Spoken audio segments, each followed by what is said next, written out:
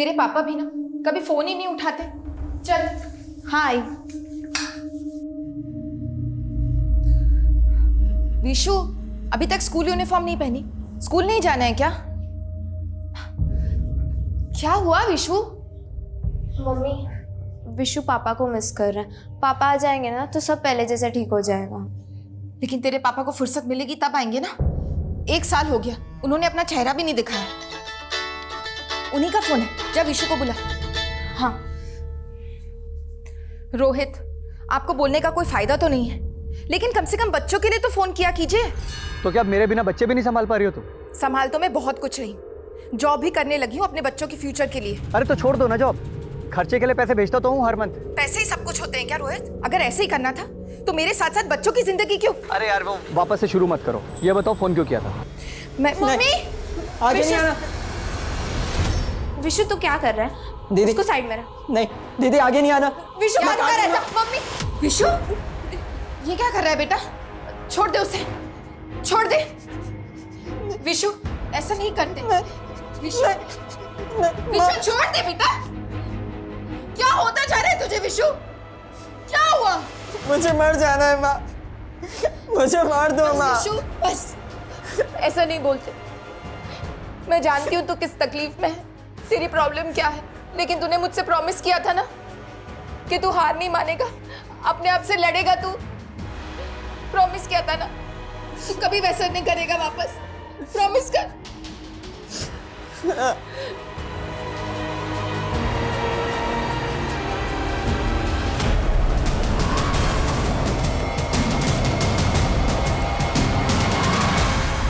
मालिक की मनमानी नहीं चलेगी। नहीं चलेगी, नहीं चलेगी। कोयल को इंसाफ दो, इंसाफ दो, इंसाफ दो। ना इंसाफी मालिक हाय हाय। हाय हाय हाय। कोयल को इंसाफ दो, इंसाफ दो, इंसाफ दो। मालिक की मनमानी नहीं चलेगी। नहीं चलेगी, नहीं चलेगी। कोयल को इंसाफ दो, इंसाफ दो, इंसाफ दो। मालिक की मनमानी नहीं चलेगी। हाय हाय हाय हाय। बस बहुत हो चुका सत्याग्रह। सब अपने अपने काम पर जाओ, वरना कोई भी काम पर नहीं आएगा।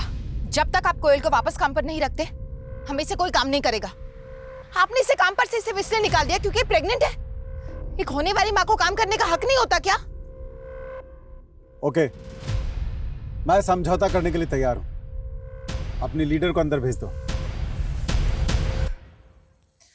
मैं देखती हूँ क्या कहता है। कोयल तू डरना मत, हम तेरे साथ नाइंसाफी नहीं होने देंगे। मैं आती हूँ।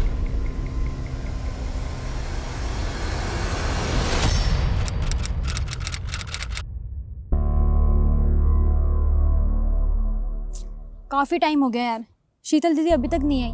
पता नहीं क्या चल रहा है अंदर। अंदर चलते हैं।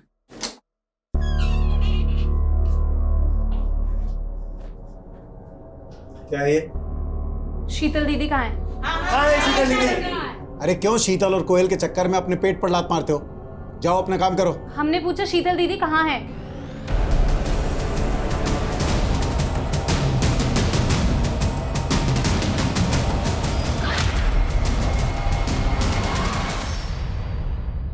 मामला बहुत ही सेंसिटिव है। इंटेलिजेंस का कहना है कि हमारे डिस्ट्रिक्ट में स्लीपर सेल्स बना पड़ा है जो किसी भी टेररिस्ट एक्टिविटी को अंजाम दे सकते हैं। हम इसको बिल्कुल भी लाइटली नहीं ले सकते। हमें करंट केसेस पे काम करने के साथ साथ हमारे एरिया में जितने भी होटल्स हैं, गेस्ट हाउस हैं, उनमें रुकने वालों की डिटेल्स डेली बेसिस पे वेरीफाई करनी होगी। और साथ ही पिछले 6 महीने में हमारे एरिया में जितने भी नए किराएदार आए हैं, शॉपकीपर्स आए हैं या जो कोई भी संदिग्ध है, उनकी लिस्टिंग करनी होगी। ओके सर, हम ये सारी इंफॉर्मेशन गैदर करते हैं। और याद रहे, ये बात लीक नहीं होनी चाहिए कि इस दौरान हम इतनी एहतियात क्यों बरत रहे हैं। Clear sir. मूव।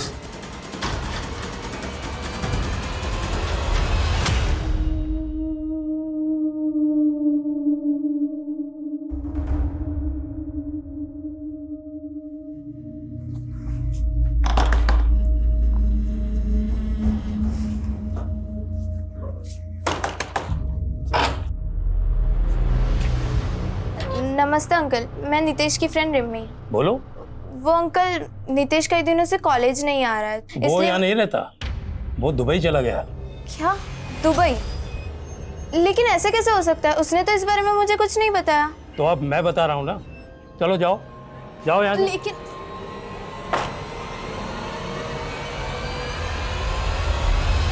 नीतीश, तुम आजकल इतने चुप चुप क्यों रहते हो? कुछ प्रॉब्लम है क्या? रिमी, जब मैं 7 साल का था मेरे पेरेंट्स चल बसे और मेरे चाचा, मैं उन्हें अब खलने लगा हूं। मेरे साथ ऐसे बात करते हैं जैसे मुझे पढ़ाकर मुझ पर एहसान कर रहे हैं। मुझे तो लगता है कि मेरे पेरेंट्स की प्रॉपर्टी के लिए कहीं वो मुझे रास्ते से ना हटा दे।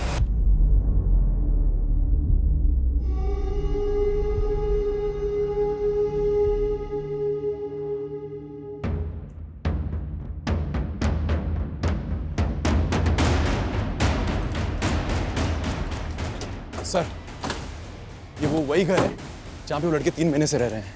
उनकी गतिविधि काफी सस्पिशियस है। और सर, अभी 3 दिन पहले इस एरिया में एक कंसाइनमेंट आया है हथियारों का। मुझे शक है कि वो हथियार यही लाए गए हैं।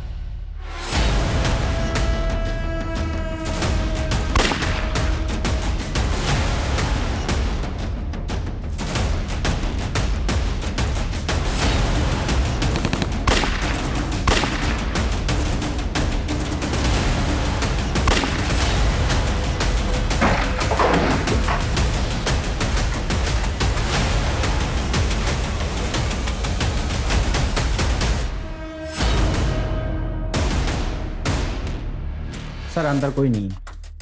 पूरे घर की तलाश लो, देखो कुछ और मिलता है क्या। Okay sir.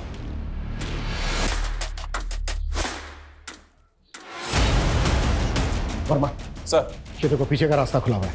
हो सकता है यहाँ पर और भी लोग हो जो इस रास्ते से भाग गए हो। एक टीम लेकर इस डायरेक्शन में जाओ, क्विक फास्ट। सर। साहब,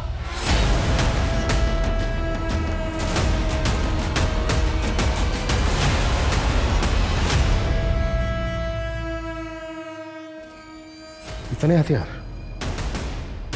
ये यहाँ कोई टेरर अटैक तो प्लान नहीं कर रहे थे। अच्छे से तलाश लो, देखो कुछ और मिलता है क्या। क्विक।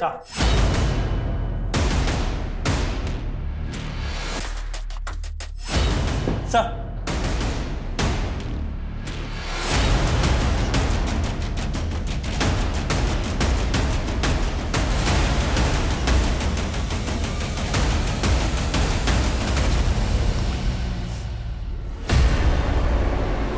विशु, विशु, विशु उठ, विशु, विशु तो ठीक है ना? विशु, विशु, पापा, विशु, पापा, मम्मी ने कहा था ना पापा जल्दी आ जाएंगे पापा। मम्मी, मम्मी, मम्मी भी आ जाएंगी। रुक रुक, मैं कॉल करता हूँ। मम्मी,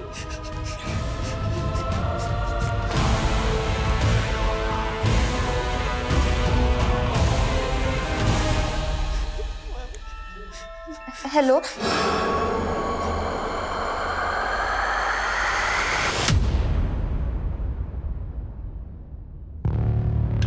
ये सारे के सारे हथियार बहुत ही एडवांस्ड है। लगता है बॉर्डर पार से आए होंगे। सर, वो मरने वाले क्रिमिनल्स की पहचान नहीं हो पाई और वो पीछे के दरवाजे से कौन भागा था ये भी पता नहीं चला। वो घर किसका था पता क्या? सर, वो एक एनआरआई का घर है जो सालों से बंद पड़ा था। शायद इसीलिए उन क्रिमिनल्स ने उसे अपना अड्डा बना लिया। वो क्रिमिनल्स कौन थे, उनका मकसद क्या था? और उस घर में इतने सारे लड़कों के फोटोग्राफ मिला, इन फोटो पर कोड लिखे होना। हमें मारे गए क्रिमिनल्स के साथ साथ इन सबकी भी पहचान पता करनी है, हर शख्स को आइडेंटिफाई करना है और उस एनआरआई की बैकग्राउंड भी खंगालो जिसके घर में अड्डा बनाकर बैठे थे। Okay sir. सर, सर एक लड़की आई है, उसकी माँ मिसिंग है। सर हमने उसकी कंप्लेंट भी लिखी है, लेकिन वो आपसे मिलने की जिद कर रही है। सर प्लीज़ मेरी मम्मी को जल्दी से ढूंढ दीजिए। मेरे पापा भी यहाँ नहीं रहते, और मेरे छोटे भाई की तबीयत भी खराब है। आप दोनों अकेले सर, अरे बेटा नहीं, प्लीज नहीं, सर। बेटा बेटा बिल्कुल भी आप घबराओ मत, बिल्कुल मत घबराओ बेटा। हम आपकी मम्मी को ढूंढ लेंगे। बेटा आपने अभी कहा कि आपके पापा यहाँ नहीं रहते, तो फिर कहाँ रहते हैं आपके पापा? वो मुंबई में जॉब करते, तो उन्हें आने में टाइम लगेगा। अच्छा बेटा, आपकी मम्मी कहाँ गई थी जहाँ से वो वापस नहीं आई? मम्मी हरिनगर में एक फैक्ट्री में जॉब करती है। कल फैक्ट्री से वापस ही नहीं आई, और फिर कौन सी फैक्ट्री में जॉब करती है आपकी मम्मी? सर शीतल दीदी को लेके हम लोग बहुत परेशान हैं। कल दोपहर में वो हमारे साथ यही धरना कर रही थी मालिक के खिलाफ। धरना? जी सर, वो हमारा मालिक बहुत खराब इंसान है। उसने कल दीदी को समझौते के लिए कैबिन में भी बुलाया था। हमारे सामने ही दीदी अंदर गई थी, लेकिन वापस नहीं लौटी। वापस नहीं लौटी मतलब? सर मालिक ने बोला कि वो चली गई, लेकिन हम मान ही नहीं सकते, दीदी हमसे बिना मिले चली गई। सर मैंने उन औरतों की शर्तें नहीं मानी, तो कुछ भी मेरे लिए अनाप शनाप बोल रही है, बदनाम कर रही है मुझे। पहले शीतल की बात कर, जैसा क्या हुआ था यहाँ पर जो गायब हो गई वो? सर उस दिन मैं यहाँ पे मुफ्त की सैलरी बांटने के लिए नहीं बैठा हूँ, लेकिन अगर तुम चाहो तो तुम्हारा फायदा करवा सकता हूँ। मैं समझौते की बात करने आई हूँ सर, मेरे फायदे की नहीं। नुकसान तो मैं अपना भी नहीं होने दूंगा, लेकिन तुम्हारा फायदा करवा सकता हूँ। देखिए सर, तेरा फोन ले लो। मैं अभी बिजी हूँ, बाद में बात करती हूँ। क्या? एक मिनट। सर वो जैसे ही केबिन में आई, उसका फोन बजा सर। ऐसे लगा जैसे कोई इमरजेंसी कॉल हो। वो फोन पे बात करते हुए केबिन से बाहर चली गई और लौट के आई नहीं सर। हमसे बिना पूछे शहर से बाहर मत जाना।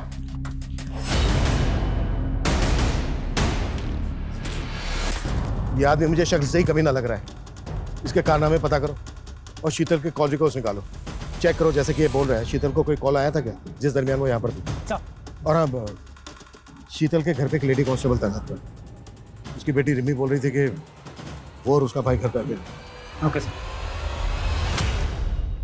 विशु प्लीज खा ले, मम्मी आ जाएंगी। नहीं दीदी मुझे नहीं खाना। विशु प्लीज कुछ खा ले। मैंने खाना, मुझे नहीं खाना।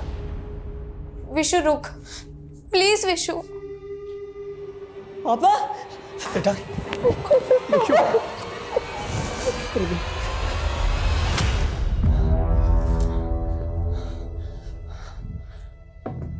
सर वो सलीम भाई और जावेद को तो पुलिस ने,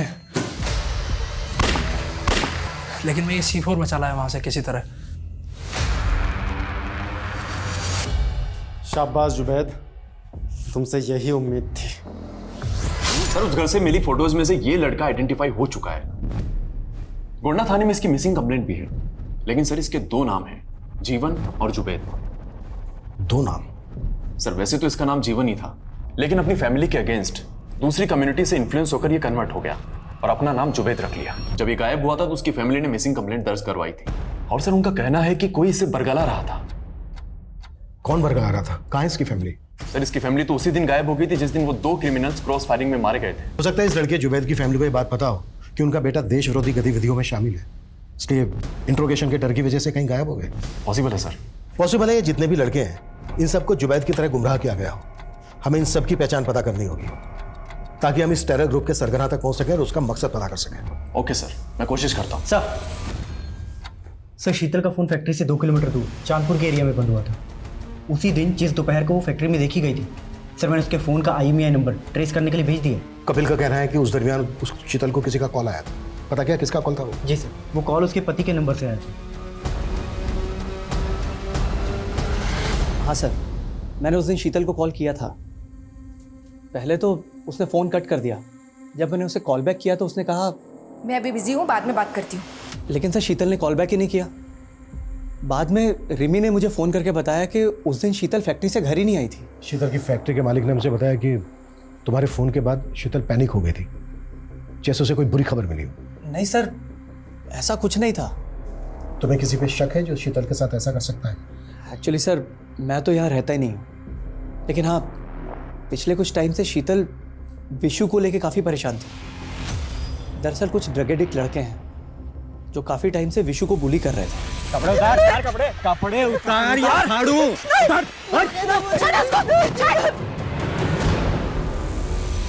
मुझे लगता है उन लड़कों ने ही शीतल के साथ कुछ। विशु बेटा, कौन लड़के थे वो जो परेशान कर रहे थे आपको? अमन और उसका दोस्त मुन्ना पहले मेरे ही स्कूल में पढ़ते थे। स्कूल में लेते हुए भी पकड़े गए थे। कहाँ रहते हो? उनका एड्रेस नहीं मालूम। आप हमें ये बता दो कि वो दोनों कहाँ पढ़ते थे, वहां से हम पता कर लेंगे एड्रेस। हाँ sir, rainbow high school. Excuse me sir, Chandpur इलाके के तालाब में एक औरत की लाश मिली।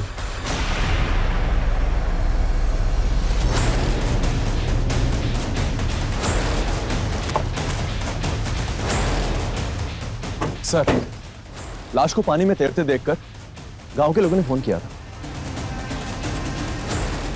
आइए सर, लाश पर ठीक वैसे ही कपड़े हैं जैसे शीतल की बेटी ने मिसिंग रिपोर्ट में लिखवाए थे। शीतल जिस फैक्ट्री में काम करती थी वो फैक्ट्री यहाँ से लगभग 2 किलोमीटर दूर है। फैक्ट्री के वर्कर्स ने फैक्ट्री के मालिक पे शक जताया। हो सकता है शीतल का मर्डर फैक्ट्री में किया गया और उसकी बॉडी को यहाँ तालाब में लाकर डंप कर दिया। सर, आप बेकार में अपना वक्त बर्बाद कर रहे हैं सर। यहाँ कोई मर्डर नहीं हुआ सर। तो फिर शीतल को यहाँ नहीं, यहाँ से चांदपुर ले जाके मारा? मैं क्यों मारूंगा सर? मैं कह रहा हूँ ना सर, उस दिन वो बात करते हुए यहाँ से चली गई थी। सर, इस जगह को देखकर ऐसा नहीं लगता कि यहाँ कोई मर्डर हुआ हो। अशफाक सुन यार, मैं तुझसे कब से बात कर रही हूँ और तू ये गेम खेल रहा है। अरे तेरे गेम के लिए तुझसे दोस्ती की है। अच्छा, तो अभी गेम ही तुझे नहीं मिलेगा। अरे सुन तो सुन, मैं तेरे गेम को ही नहीं तुझे भी लाइक करता हूँ। I love you. क्या? इतना चौंक क्या रही है? आई हेट यू थोड़ी ना बोला तुझे। तेरी औकात नहीं है मुझे लव करने की, समझा? अपने अब्बू से जाके मांग ये गेम।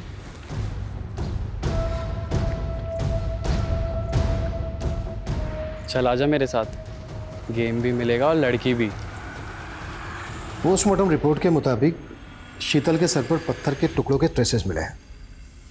मतलब पहले शीतल के सर पर पत्थर से वार किया गया, फिर उसकी बॉडी को तालाब में ले जाकर फेंक दिया गया।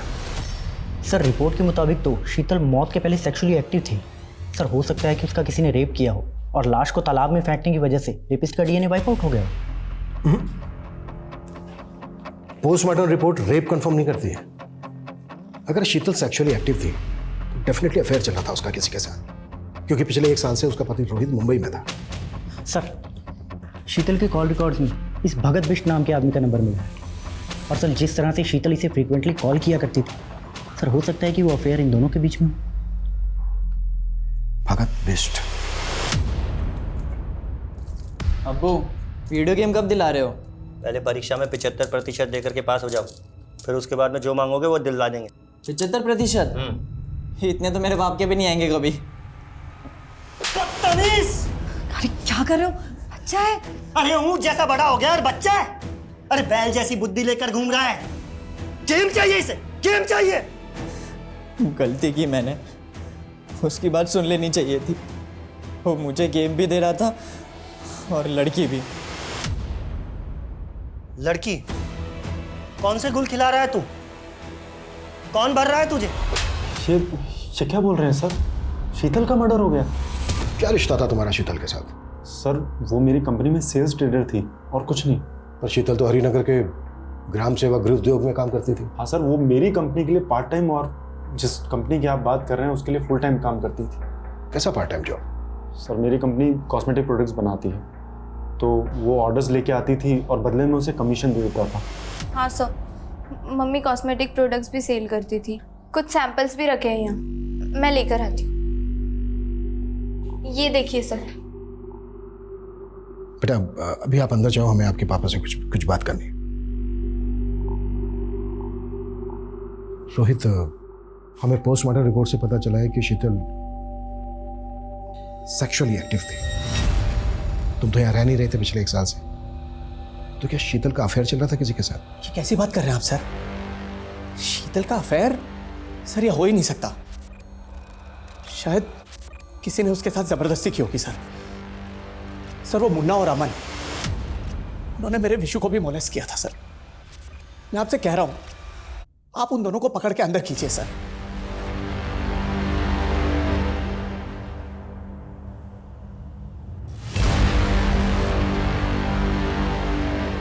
सर हम शीतल के अफेयर की थ्योरी बना रहे थे, लेकिन मुझे लग रहा है उसके पति का मुंबई में अफेयर होगा। सर ये सरिता है, इसका नंबर हमें रोहित की सीडीआर में मिला। दोनों काफी टच में थे और शीतल की हत्या के 15 दिन पहले से सरिता का नंबर कनाडा में एक्टिव है। सरिता और शीतल के पति रोहित के बीच क्या चल रहा था, ये सब कुछ अच्छे से पता करो। और एक्सक्यूज मी।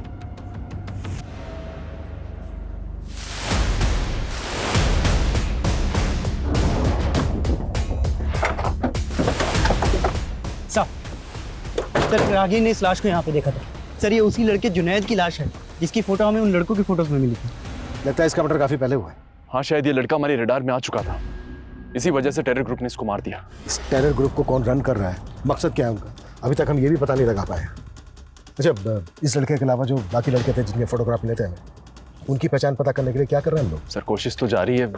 मुझे इस केस की कड़ी जल्द से जल्द जोड़नी है। Okay sir.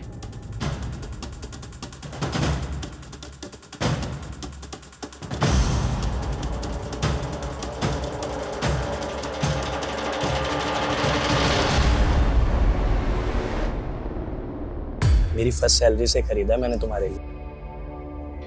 लेकिन नितीश, तुमने कहा था कि जॉब के साथ साथ तुम कॉलेज नहीं छोड़ोगे। रिमी वो तब होता अगर मुझे पार्ट टाइम जॉब मिलती, लेकिन इस जॉब में मुझे फुल टाइम देना पड़ता। Full time job? वैसे तुम क्या जॉब कर रहे हो?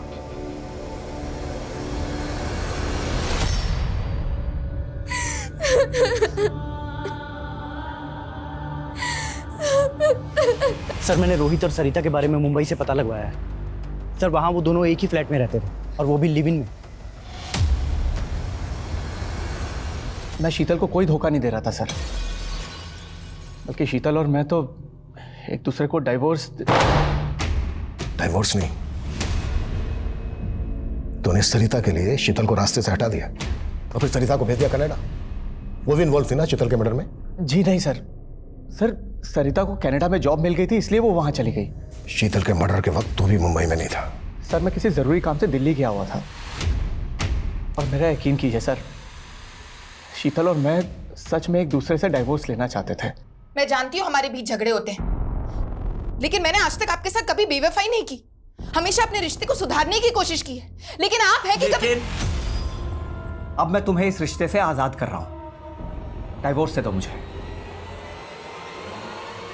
शीतल नहीं चाहती थी कि इसका असर हमारे बच्चों पे पड़े, इसलिए बिना डाइवोर्स के ही हम दोनों अलग हो गए।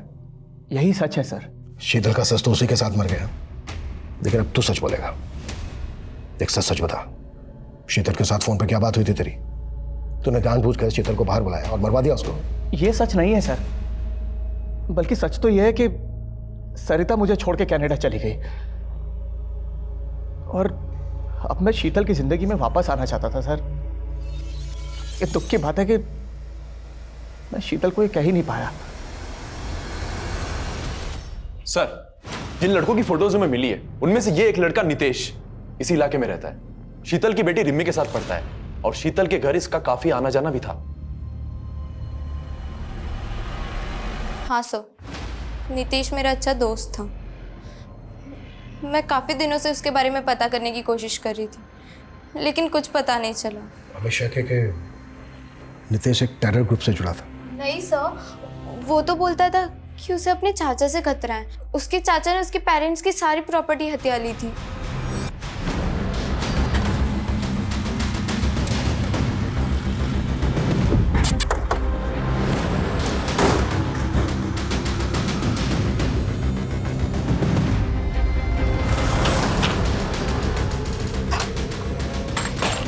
सर पूरा घर चेक करो, देखो क्या मिलता है।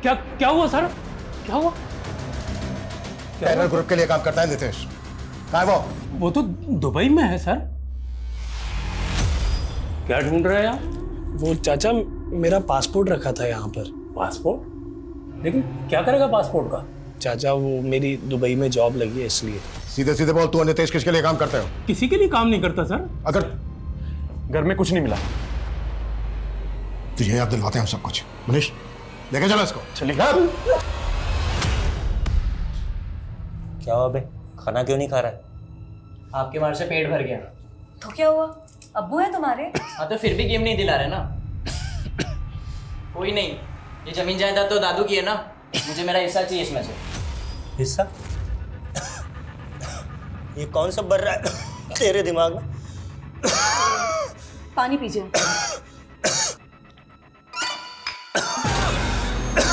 क्या हुआ? क्या हुआ? क्या हुआ आपको?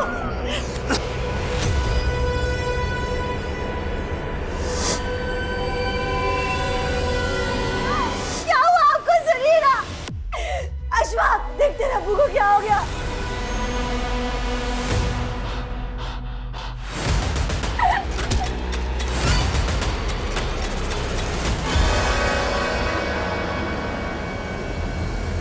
बता दो सर। मानता हूँ विशु की मम्मी ने हम दोनों को अंदर करवाने की कोशिश की थी, पर हमने नहीं मारा उन्हें। तू और तेरे दोस्त अमन मॉलेस्ट करते थे ना विशु को? नहीं नहीं सर, वो तो हमारे पैसे नहीं दे रहा था, तो हम बस डरा रहे थे उसे सर। किस बात के पैसे? हमने सर उसे माल बेचा था तो। विशु ड्रग्स लेता था? मानता हूँ सर, हमने उसे ड्रग्स लेना भी सिखाया, पर उसकी मम्मी के साथ सर हमने कुछ नहीं किया सर। ये जब तक सच नहीं खुले ना नहीं, नहीं सर। विशु बेटा आप ड्रग लेते थे? बोलो बेटा। सर, विशु ने उस दिन के बाद से कभी ड्रग्स नहीं ली। विशु बेटा ये तो बहुत अच्छी बात है, लेकिन बेटा अमन का पता नहीं चला है हमें अभी तक। आपको पता है कहाँ है अमन?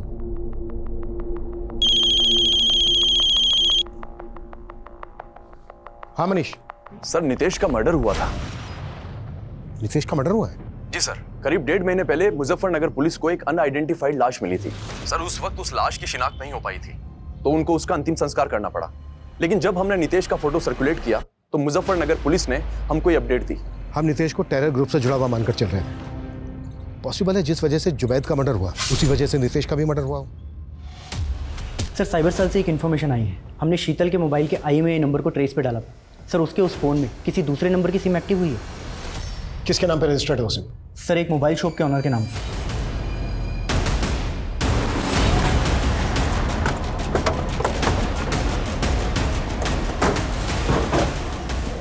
सर मैंने तो ये फ़ोन बेचने के लिए ख़रीदा था, ये टूटा हुआ था, मैंने इसे रिपेयर किया और सिर्फ चेक करने के लिए अपनी सिम डाली थी, बस सर। किससे खरीदा था? एक कचरा बीनने वाला था, उसने कहा कि उसे ये फ़ोन कहीं पड़ा हुआ मिला था, मैंने सस्ते में खरीद लिया सर। कहाँ है वो? मुझे नहीं मालूम सर। सर मैंने इससे पहले उसे कभी नहीं देखा। चल थाने चल, सब पता चल जाएगा। नहीं सर। अभिषेक चल सर। लेकिन मैंने क्या किया?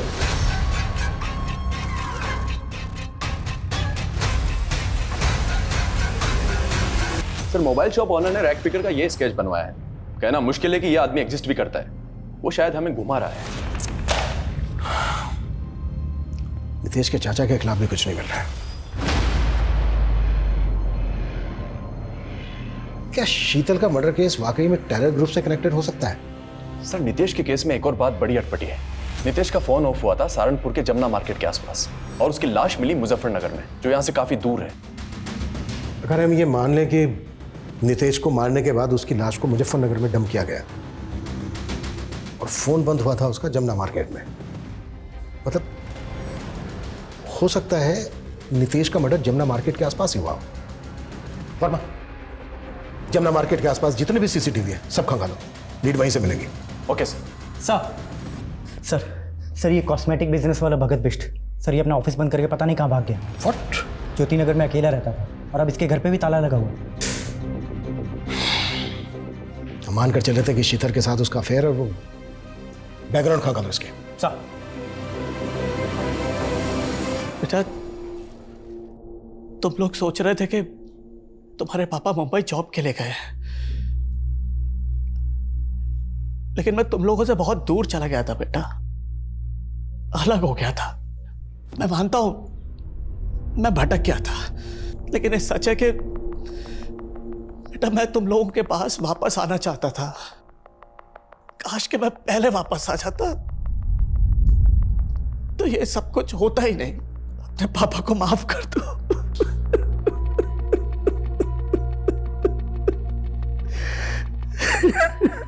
सर, हमने शीतल की मोबाइल का डेटा रिट्रीव करवाया है, उसमें एक एमएमएस मिला है। प्ले करो। श्योर। शीतल के नंबर पर एक फेक आईडी के नंबर से भेजा गया था। इसमें लड़के और लड़की दोनों का फेस मिला। अगर ये एमएमएस फेक आईडी के नंबर से भेजा गया है तो क्या शीतल को कोई ब्लैकमेल कर रहा था? लेकिन सर, इस वीडियो को देखकर ये क्लियर नहीं है कि ये शीतल ही होगी। अगर ये शीतल नहीं है तो फिर ये दोनों हैं कौन?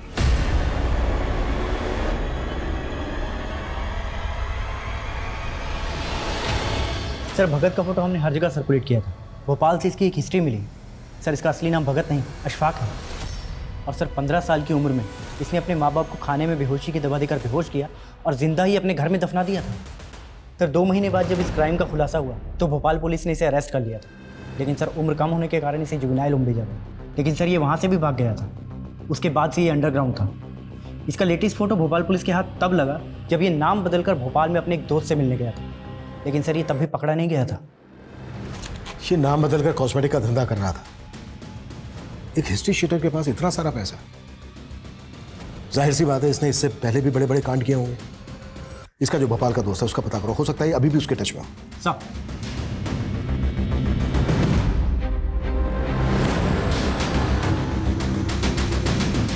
सर, जमुना मार्केट की वाइन शॉप की फुटेज में नितेश शीतल के बेटे के साथ कैप्चर हुआ था और उसकी फोन की लास्ट लोकेशन भी यहीं की थी। विशु बेटा, जिस दिन तुम जमुना मार्केट में नितेश के साथ थे उसी दिन मर्डर हुआ उसका। किसने मारा उसको? मैंने कुछ नहीं किया सर। हाँ, लेकिन उसको मारा किसने? अच्छा ये बताओ कि तुम जमुना मार्केट से नितेश के साथ कहाँ गए थे? देखो तुम। सर मेरे बेटे ने कुछ नहीं किया है। लेकिन वो जानता है, बस बता नहीं रहा है। और हमें शक है कि वो नितेश के मर्डर में भी इन्वॉल्व है। सर मैं सच कह रहा हूँ, मेरे बेटे विशु ने किसी को नहीं मारा है। लेकिन हाँ, मैंने आपसे एक झूठ जरूर बोला था। सर उस दिन मेरी शीतल से बात हुई थी। क्या बात हुई थी? मैं अभी बिजी हूँ, बाद में बात करती हूँ। 1 मिनट शीतल, रिमी ने मुझे कॉल किया था। रो रो के बोल रही थी कि पापा आप वापस आ जाओ, मम्मी बहुत गंदी है। बात क्या है? क्या? एक मिनट। सर शीतल ने मुझे कुछ भी नहीं बताया, बोली खुद रिमी से बात करके बताएगी। बात क्या थी? लेकिन रिमी ने तो बताया होगा ना तुम्हें। सर मैंने रिमी से भी बहुत पूछा लेकिन उसने भी कुछ नहीं बताया। एक्चुअली यही कारण था कि मुझे आपसे झूठ बोलना पड़ा। सर मैं नहीं चाहता था कि आप लोग मेरी बेटी रिमी को परेशान करें। सर अशफाक और भगत के भोपाल वाले दोस्त का एक घर वहां भी है। इस एरिया में एनआरआई का घर है।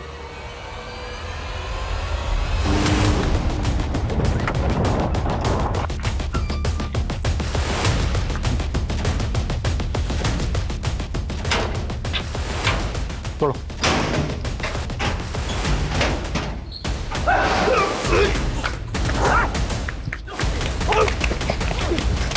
मैंने अपने माँ बाप को नहीं निकला, मेरे बाप ने मुझे निकला है। ऊंट, गधा, बैल बुद्धि। अरे बच्चे के पढ़ाई में नंबर कम आते थे तो क्या एक वीडियो गेम नहीं दिला सकता था? तूने सिर्फ एक खिलौने के लिए अपने माँ बाप को मार डाला? नहीं, कहानी इतनी छोटी भी नहीं थी। देखा, अपने पापा से गेम मांग के तुझे क्या मिला? बोल रहा हूँ ना मैं, चल मेरे साथ। गेम लड़की क्या है, तू जो मांगेगा सब कुछ मिलेगा। वो बागी मुझे अपनी गैंग में शामिल करना चाहता था। वो बोला कि कौन से माँ बाप अपने बच्चे को इस तरह से पीटते हैं, तो फिर मैंने अपने माँ बाप को मार दिया। बाल सुधार गृह से भी वो बागी मुझे भगा कर ले गया। 18 साल की उम्र में मुझे तमंचा थमा दिया। उसी तमंचे से मैंने एक सुनार का सर खोला और अपनी गैंग के साथ मिलकर सारा सोना लूट लिया था। बड़ा हुआ तो सरगना बन गया उनका। जिस तरह उस बागी ने तुझे गुमराह किया था, तू भी बच्चों को गुमराह करने लगा। और वो एनआरआई का खाली घर देख के अड्डा बना लिया वहाँ पे अपना। हाँ, और जब आप लोगों ने वहाँ रेड मारी तो जुबैद सारा माल बचा करके मेरे पास आ गया। लेकिन मुझे शक था कि कहीं आप लोगों ने उसे देख लिया होगा, तो बस मैंने उसे भी खत्म कर दिया। हथियार कहाँ से आते थे? किसको सप्लाई होते थे? ये हथियार हिंदुस्तान के बाहर से आते थे और हिंदुस्तान के हर एक कोने में सप्लाई होते थे। सप्लाई में बच्चे सेफ होते हैं क्योंकि उन पे कोई शक नहीं करता है। तो बस मैंने उन्हीं का इस्तेमाल किया। उन्हीं बच्चों से तो उनका नाम छीन लेता, कोड वर्ड देता उनको। शीतल भी इन्वॉल्व थी इसमें? नहीं, मैंने अपने काले धंधे छुपाने के लिए कॉस्मेटिक का धंधा शुरू किया। शीतल तो वहाँ ट्रेडर बनकर आई थी और अपना दिल मुझे गिरवी दे बैठी। बस मैं शीतल में अपने बचपन की गर्लफ्रेंड गुड़िया काक्स ढूंढता रहा। नितेश कैसे आया तेरे ग्रुप में? वो तो ज़रूरत का मारा था बेचारा। जब शीतल ने मुझे उसकी जॉब के लिए कहा तो मैंने उसे दुबई जाने का लालच दिया। बस फिर क्या था, वो मेरे सारे काले धंधे करने लगा और मैं शीतल के साथ मज़े करने लगा। भगत, हम शायद गलत कर रहे हैं। जो चीज़ अच्छी लगे वो कभी गलत नहीं हो सकती है शीतल। और वैसे भी तुम्हारे पति ने तो तुम्हें छोड़ ही दिया है, तो जब वो ये कर सकता है तो तुम क्यों नहीं? वो मुझसे ही चक रही थी, लेकिन अपनी बेटी के बॉयफ्रेंड को अपना सब कुछ दे बैठी। शीतल और नितेश के बीच शारीरिक संबंध थे? तभी तो नितेश की चल गई थी। इसी कमीने ने मेरा और शीतल का वीडियो बना लिया था। देख लिया वीडियो? इस बार तो फेसेस ब्लर किए हैं। अगर तूने भगत को नहीं छोड़ा, अगली बार बिना ब्लर किए तेरी वीडियो वायरल कर दूंगा। शीतल ने मुझे सब कुछ बता दिया था। अगर वो वीडियो वायरल हो जाता तो मेरे सारे काले धंधे बाहर आ जाते। तभी मैंने उसे खत्म करने की सोची, लेकिन वो मेरी आंखों से ओझल हो गया। फिर मैंने एक ट्रैप रचा। ये नितेश तेरी मम्मी को ब्लैकमेल कर रहा है। मेरी बात जरा ध्यान से सुन। तुझे अपने बेटे होने का फर्ज निभाना है। किसी भी तरह से उस नितेश को अपने साथ ले आ, बाकी सब मैं देख लूँगा। और फिर जब वो नितेश को अपने साथ शराब पीने के बहाने लेकर आया तो मैंने नितेश को खत्म कर दिया। तो शीतल को भी तूने? नहीं, शीतल को मैंने नहीं मारा। मुझे लगता है कि उसके पति को उसके बारे में सब कुछ पता चल गया था, तो शायद उसी ने उसको। अगर तूने सर, एक मिनट। सर, शीतल की फोन की मैसेज हिस्ट्री मैंने रिट्रीव की। ये देखिए सर, रिमी और शीतल के बीच हत्या वाले दिन ये सारे मैसेजेस पास ऑन हुए थे।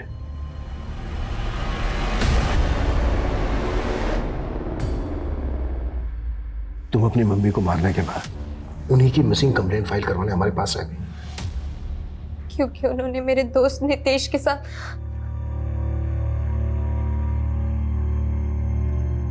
मम्मी, मम्मी,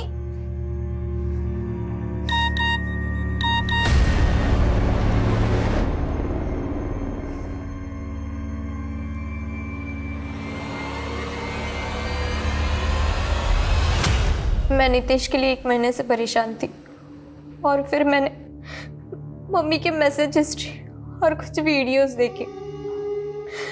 मैं समझ गई थी कि उनका मुझे बहुत गुस्सा आया, लेकिन मैंने उनसे कुछ नहीं कहा। मैंने पापा को फ़ोन कर दिया था। फिर पापा ने मम्मी को कॉल किया और मम्मी मुझे कॉल कर रही थी, पर मैंने उनका फ़ोन नहीं उठाया। तो उन्होंने मुझे मैसेज किया, मैसेज करके फैक्ट्री के पास चांदपुर बुलाया। बोली वही बात करेंगी मुझसे।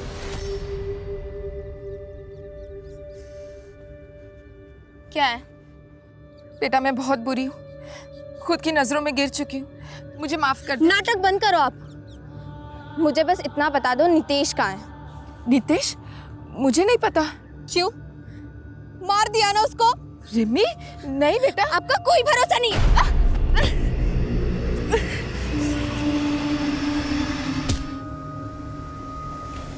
Ah!